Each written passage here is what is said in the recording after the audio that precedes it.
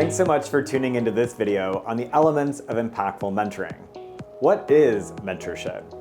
Mentorship can take place in both formal and informal settings. Formally, it's often part of a structured program with a defined beginning, middle, and end.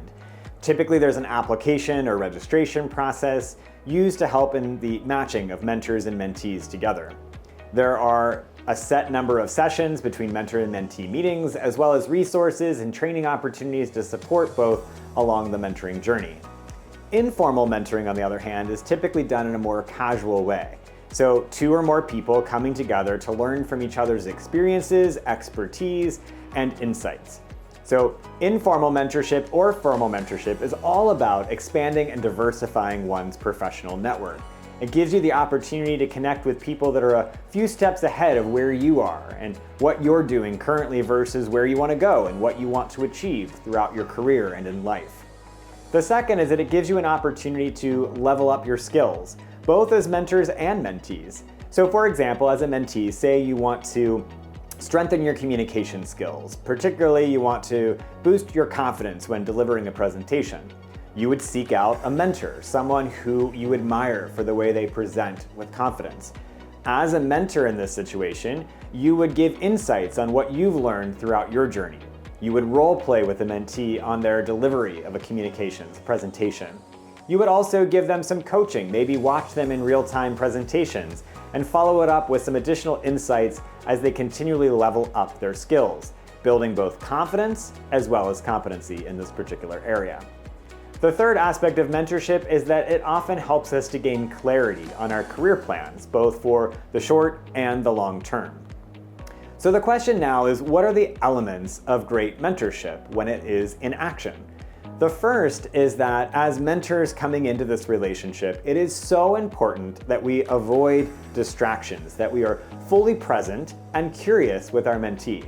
What that means in practice is that we turn off all the noise around us, the notifications on our phone, we're fully present in the conversation, we give great eye contact, and we show the person that we're with that we are truly seeing them, hearing them, and valuing the opportunity to get to know them and support them along their journey.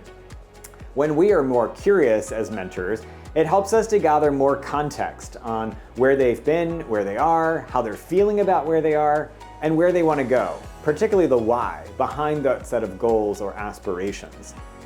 In the spirit of great mentorship, it is so important that we collaborate and coach versus direct. Now, I get it. Sometimes as mentors, it's a natural instinct to just want to tell someone what to do, how to do it, based on our lived experience. We want to save them from making the same mistakes that maybe we've made along our journey or seen others make around us. But the reality is, if you want to build a great, trusting relationship, one that really truly meets a mentee where they are, then it's so important that we collaborate with them. We provide coaching by asking great questions for them sometimes to discover that they already have the answer within, and it's a matter of bringing it to the surface. When we direct, we sort of discourage them from making their own choices or evaluating what their options are in terms of the next step of their plan.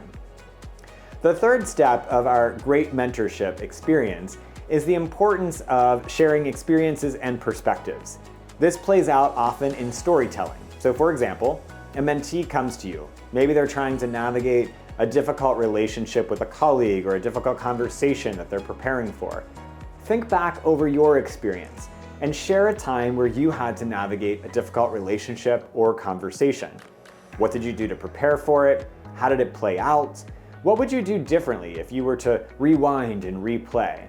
Through great storytelling, we help to showcase the various options, considerations for our mentees to take into account as they're figuring out what their next step may be in this particular situation. The fourth element of great mentorship is to challenge growth. As mentors, it's so important for us to not just pay attention to what is being said in the conversation, but also to observe and take note of what is not being said in the mentorship discussion.